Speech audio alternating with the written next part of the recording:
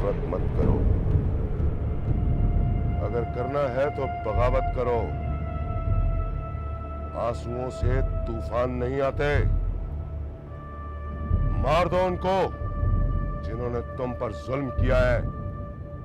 मार दो, खुद मर जाओ। हिम्मत है तुम में?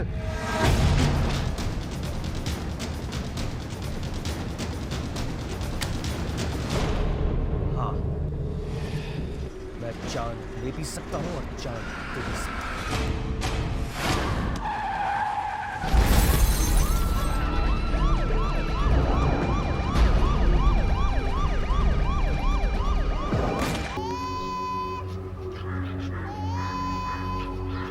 लेकिन सर हमने बड़ी और किसी का कॉल है,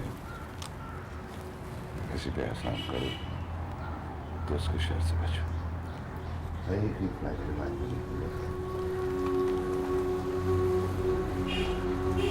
बेचारे प्यादे शातिर की चालों को कहाँ समझेंगे।